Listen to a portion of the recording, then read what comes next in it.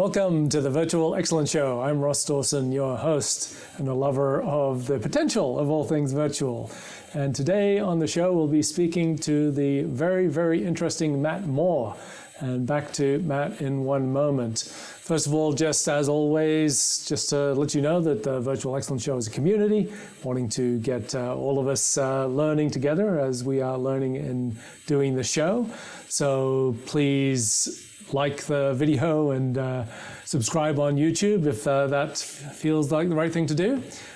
We have a website, thevx.show, where we have not only all of our videos, but also other content coming up.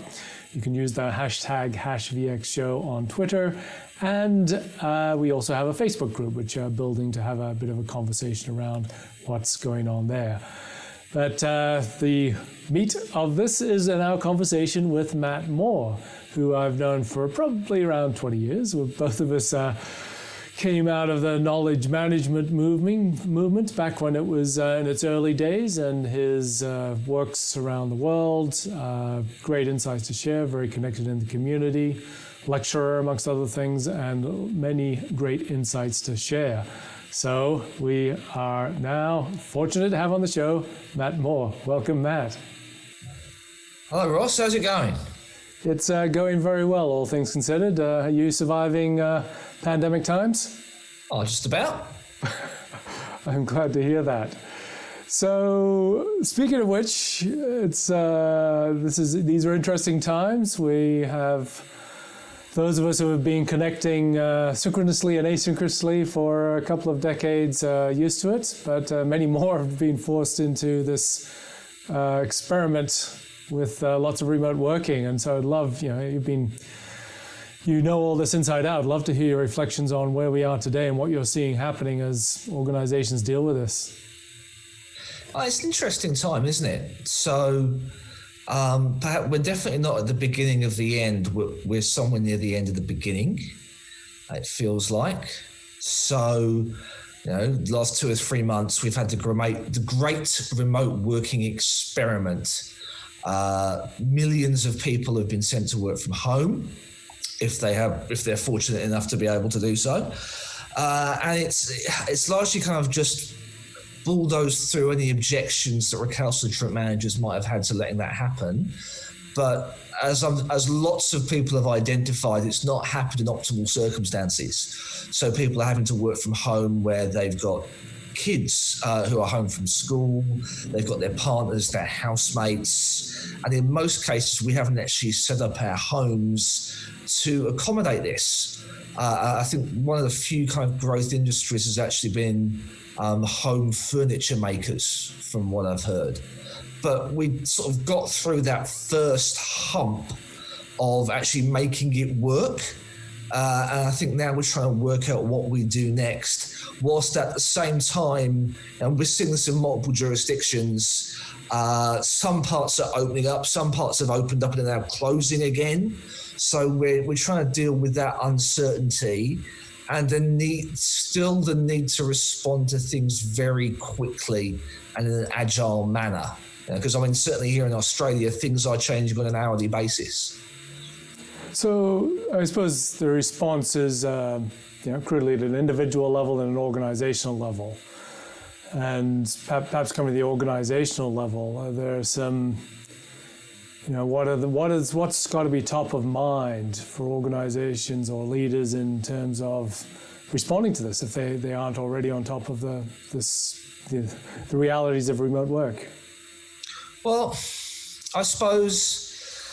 So some of the research that I did with James Dello here in Australia when the COVID crisis kind of became imminent in early March, the good practices we were seeing from organisations like at a senior level was keeping the communication going, keeping the communication regular, listening as well as simply kind of talking. So from a senior leadership perspective, there was that need to provide clarity around what was going on and some level of transparency. And as you worked your way down the organisation more towards the middle management layer, it was all about kind of keeping your team together and keeping them effective. And again, from the people we talked to, there was a very wide range of kind of capability for this. So some people have been acting this way for years, so it was more a question of adapting on what they were doing. Whereas for others, it was a whole new ball game. What I hope organisations that have had a chance to do in the last month or so is actually have an opportunity to reflect. So Ross, you mentioned that sort of our backgrounds in knowledge management. And again, lots of techniques around actually reflecting and learning, so things like after action reviews or retrospectives, and actually creating time to do that as well as just simply responding to things. So hopefully, I think effective managers will have actually had an opportunity to say, okay, well, what's worked and what hasn't worked? What are we going to stop doing? What are we going to start doing? What are we going to do more of and what are we going to do less of? So you would have hoped, and if that hasn't been done, then there's certainly no time like the present to do that. So you're echoing a couple of our previous guests on the show, Ewan Semple, who was talking about observing how you use different channels, and also Terry Griffith, who in a book, The Plugged-in Manager, of course, talked about after-action reviews and this kind of reflection. So very, very similar themes, which is what we like to hear from experts. So going to that knowledge management theme, yes, knowledge management. It was a wonderful buzzword. It was many, many, great things from that past. So I'd love to hear your reflections on what from the 90s and beyond that. I mean, I think it's really the core of what you and I and many others were involved in the 90s is still extremely relevant today. I mean, how can we draw on that knowledge today? What's relevant? So I think a lot of it is relevant. One of the things about knowledge management, it was this big kind of messy, amorphous, cloudy term that covered lots of different things. And on one extreme, you might have, hardcore sort of semantic analysis and data analysis and knowledge architecture, I think was the term that was used. And on the other extreme, you might actually have things around communities of practice, facilitation, narrative, stuff that's sometimes perceived as being soft. So you do have an enormous smorgasbord there, and part of the challenge is to pick the things that are relevant to you. And I saw that you'd had Nancy White on the show talking about online facilitation, and like quite a few of the people you've had on, I have a lot of respect for her and the fantastic work that she's done. So I think part of it is looking at the smorgasbord of things that are there in knowledge management and working out what you need when. So we've talked about the need to learn and after action reviews. I think one challenge that I see a lot of that I'm not sure is being dealt with effectively is the issue of coordination. Mm-hmm. Right, and certainly for quite a few thinkers and writers around and practitioners around knowledge management, the issue of kind of coordination, collaboration, and communication kind of bundled together has been a key one. And you can see, so how do we know that we're not getting it right? Well, what I see and hear is lots of stories from people about their lives being a never-ending procession of Zoom calls from about 7 a.m. till 7, 8, 9, 10 at night. Right? So some of that is about people not knowing how to use the technology properly. So certainly if you turn the clock back to late March and early April, you couldn't move online courses about how to use Microsoft Teams and Zoom. And that's all good stuff, right? Because if you're using remote tooling, you have to know the basics about how it works. Right, and I think some of this was in the conversation with Nancy. How do you run meetings effectively? That was the next thing. Okay, so we've got people using the tools, but most meetings are still badly run. Right, in terms of, well, what are we here for? What are we trying to achieve? Are we all bought into this? How are we managing the dynamics of being together? So there was lots of training around how to run effective meetings, which again I think is absolutely useful. But if you kind of take it to the level above that and you say, well, why are we coming together and talking about what we're talking about and when and how? I think there's actually been less sort of work around that, and I see that as being a big cause of why people have meeting overload. We haven't actually nailed how we're going to make coordination work within and between teams, and when we need to be on our own doing stuff and when we need to be with other people. So I think there's an opportunity, and I think quite a few people are doing that well, but they're not necessarily doing it well in a systematic manner. It's just because they've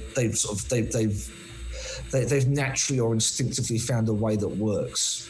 So I think for everybody else, as part of this, after action or during action review, and working out what's working and what's not, I think there's an opportunity to think about the patterns of coordination between people, and trying to make sure, really, it's if we need people to meet, then let's make it as effective as we can, and if we don't need people to meet, then let's stop doing it. Let's stop some of that drag on people. And I think, as we saw, say, with things like social network analysis back in the 90s and noughties, people only really think about things and manage things properly when they can visualize them or display them in some way, right? So the standard way of displaying work has been kind of process mapping. And process mapping it's good at mapping processes and mapping tasks and activities, but it's less good at actually working through the interactions with people. So you've got things like swim lanes, but that's kind of more schematic than it needs to be.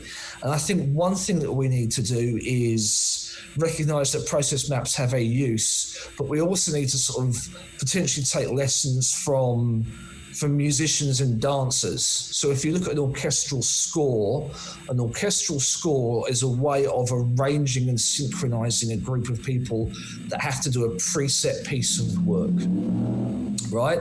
And that's held together by a conductor, which is kind of a leadership role.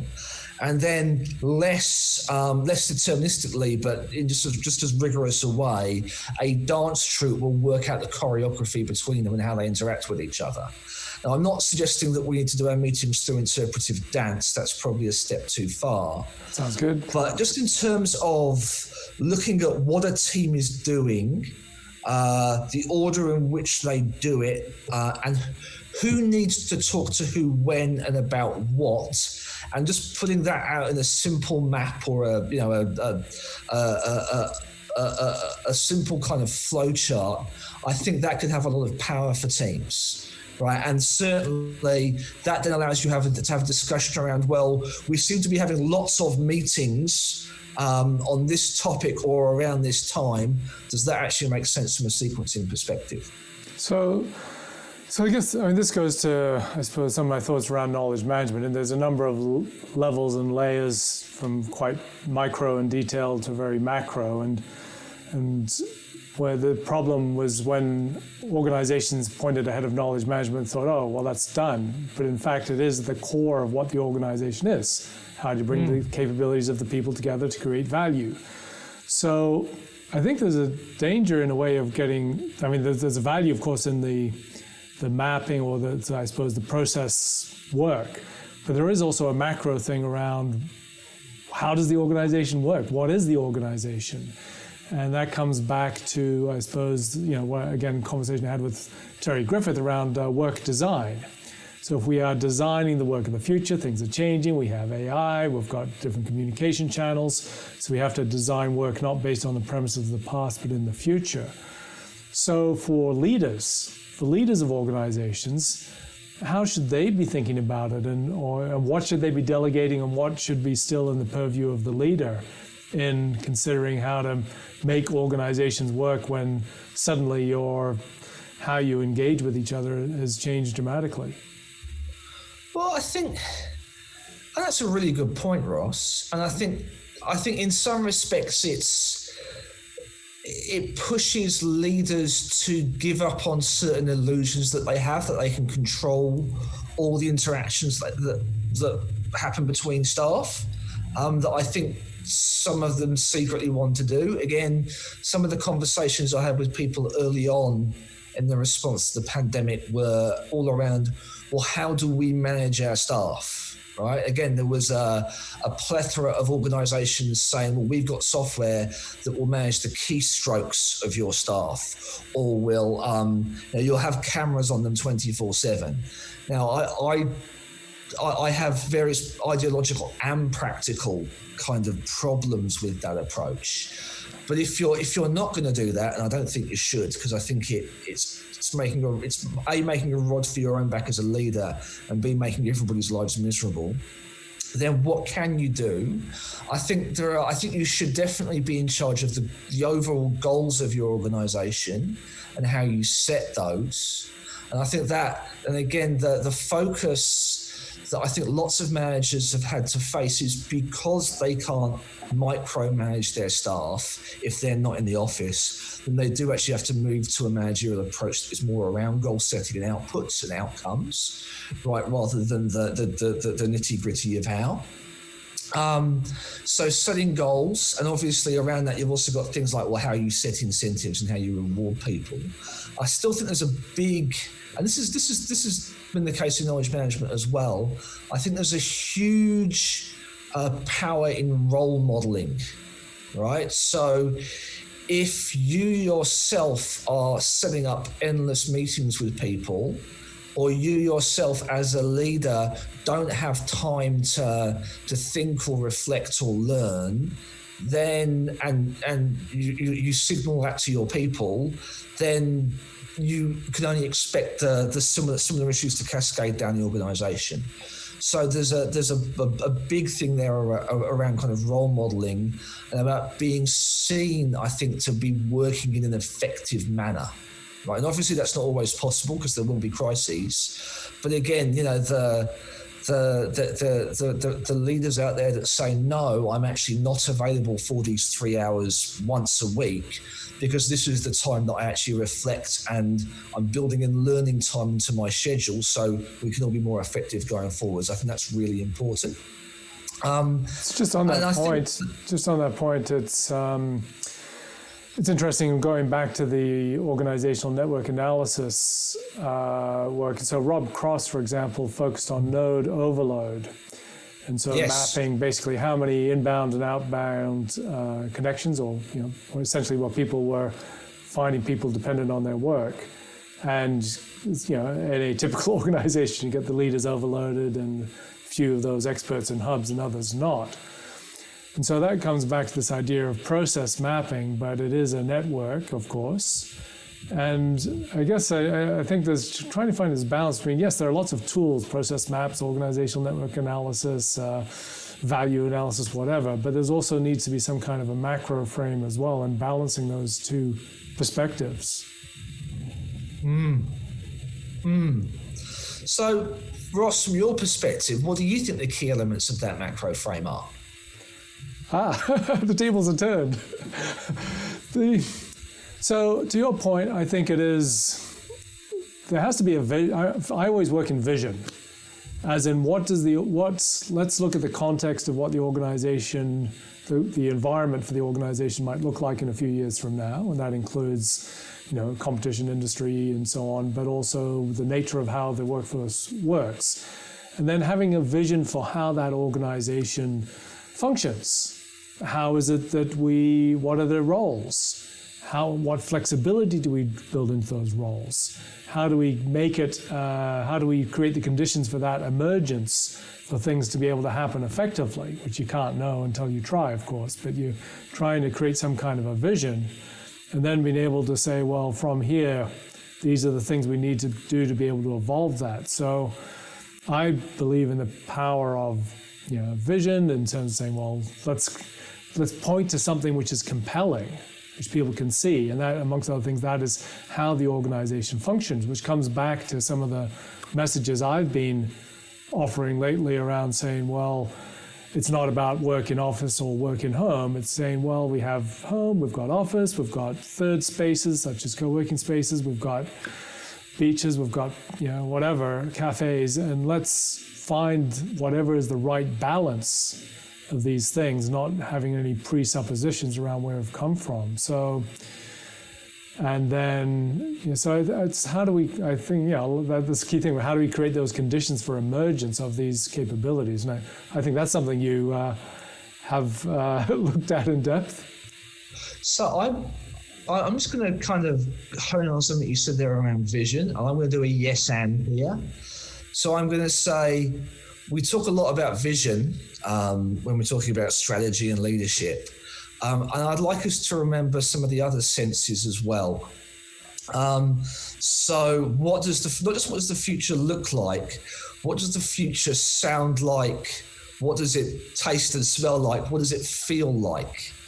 And I think one of the interesting things about having to work from home and having to work with people remotely is the way that it reconfigures your senses, right? Yes. Because when you're actually working with somebody in an office, I don't want to get too unpleasant here, but you literally experience them in terms of what they smell like on some subconscious level. Sometimes pleasant, and also, what it's actually like to kind of move around in the space with them, which is, we are kind of like apes with pretensions. So we do have bodies and we use them in our work. So I think one of the challenges of managing remotely is how you keep people engaged when they're not necessarily, their senses aren't all necessarily there. And also, I think one of the challenges with doing visioning work in the current environment is how unpredictable it is, and how you might need to go and change, maybe not necessarily the fundamental core of what your organization does, the services or the products that it delivers, but what that immediate future looks like over the next couple of years. So, I think the other metaphor, apart from just like the vision, is actually the willingness of leaders to be comfortable holding uncertainty. Yes. And you can see some people are obviously more comfortable with that than others, in terms of if we behave towards each other and our customers in the right way, then we'll get through this. And these are some of the concrete things we need to do around that, versus other people that aren't comfortable talking in those terms. And again, I think it's important with a lot of this stuff to actually make it as concrete and tangible for people as you can when you're talking about ways of working. So again, I think rituals are often quite important with this kind of thing, Ross. I don't know what your experience is, but we're going to check in maybe only for 5 minutes, but we're going to do it every day, and we're going to try to incorporate rhythms and little activities that we do, right, to stay together without going overboard. Because again, I think there's a delicate balance between keeping people engaged and overwhelming people, with extra activities that are perceived to be team building. And I think that comes back to the importance of actually having mechanisms to listen to, especially from people higher up in the hierarchy, to listen to what's actually going down underneath, and being able to incorporate that feedback in what they do. Yeah, no, absolutely. And I think that's a really good point. I mean, vision is a lofty word, an ambition, and it's very hard to achieve when you don't know what on earth is going on in the world or where it's likely to get to. Though I think this idea of what you want an organization to be, I think you can have some better idea about. But I think this idea, as you suggest, the other senses, I think that's really powerful idea, and that comes back to this idea of workplace, which is, yes, there will be offices, of course, forever, but there are also other places as well, and how do you make that in terms of this engagement? So I think we're still pretty fair to say we're amidst a pandemic. I think I very accurately said the beginning of the end now. But what happens after this? Where's the I don't believe there will be a normal, but let's say things go back to sort of a relatively consistent world for a while, what happens then? Well, so what's the next normal? So I suppose if you were looking at what many of the focus areas were at the end of 2019, and the big focus area for most organizations with kind of a knowledge perspective was automation. And that ranged from a whole bunch of things. On the one hand, there was kind of the robotic process automation stuff, which was how do we make our dodgy legacy systems work better together without lots of manual recoding and kind of data entry going on? How do we make ourselves marginally more efficient? Then through things like chatbots, and certainly the people in the chatbot space that I've been talking to in the last few months, their business has kind of gone through the roof, because chatbots they're a great way of dealing with spikes in demand and spikes in kind of interactions with both customers externally and staff internally. And the chatbot technology that we've got is actually halfway reasonable now. It hasn't reached the stage where it will replace humans for everything, but it will replace humans for a lot of the basics. Although, interestingly enough, to make it work, you actually have to have your information. You have to have all the answers that the chatbot needs underneath structured well and effectively. There's actually a huge information and knowledge management piece there that you need to do to make these work. And obviously, kind of the far extreme there is the use of machine learning and kind of more probabilistic approaches to automation, which again, depending on your sector, you're starting to see kind of more or less of. So you can sort of see that returning because it feels like it's declined a little bit in visibility, but it's still going on. And certainly, if we're saying that the future is, whilst the next normal, hopefully we will have a vaccine for the pandemic, but what we're still going to see is a lot of volatility. And the only way that you can kind of handle that volatility at scale is by being able to automate certain things and by being able to engage people quickly. So I suppose the new normal will see the next normal will see a return to automation, and also I think that whole thing about scalability. So how do you onboard and offboard people? How can you move people quickly around your organization? Which I suppose this has been a little bit of a dry run for that, because we've had to, like you say, we've had to move people to home and to cafes and all that kind of thing as quickly as we can. But then what can we learn from that in terms of how we can deploy people quickly into the things that we're going to need to do next? So, we have all these terms of flexible, adaptable organizations. Yeah. And I suppose overlaid on that is, I'm also interested in the so-called leaderless organizations, and of course we are moving to more distributed organizations and flatter organizations and so on. And, which is what you're pointing to here. So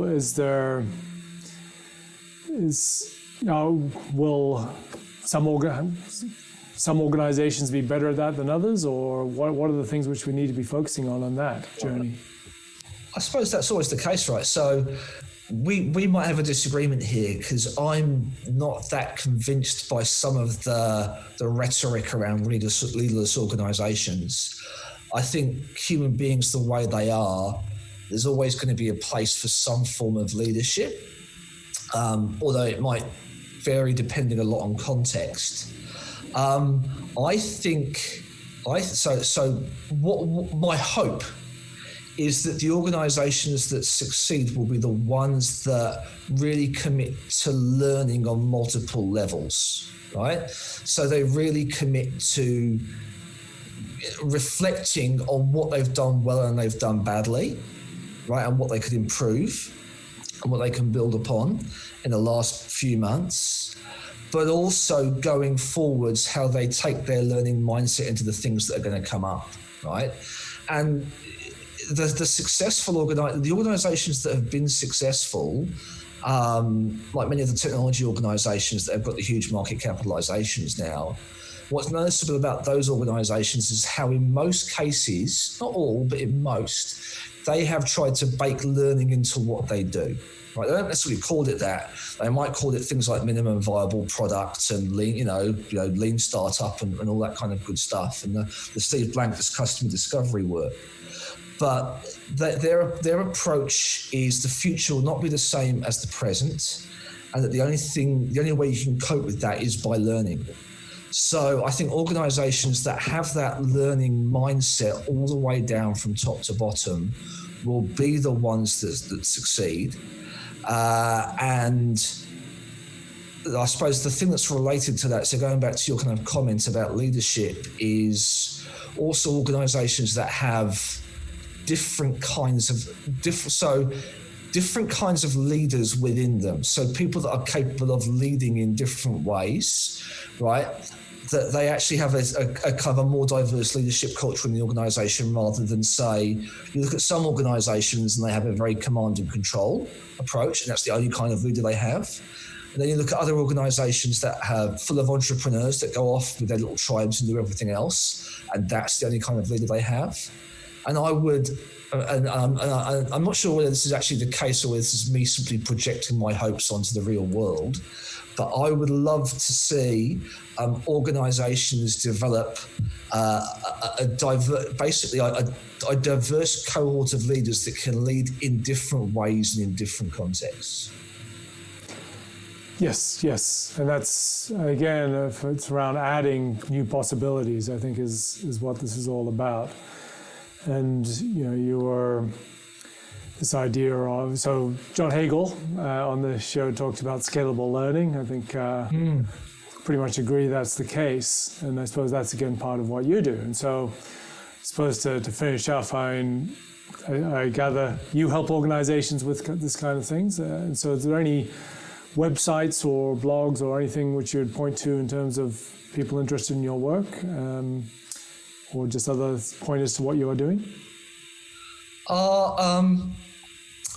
So again, I think the thing I would point people towards is the piece of research that I was doing back in March when we were looking at COVID. I think some of the things we pointed to, in most of the things that we identified were going to happen have happened, right? And I think that's as much because it was obvious as that we were brilliant, but also I think extrapolating some of the things from that is useful. I think the other thing I would point people towards is the Information Innovation at UTS seminar series that I co-run with Hilary. Oh, fantastic.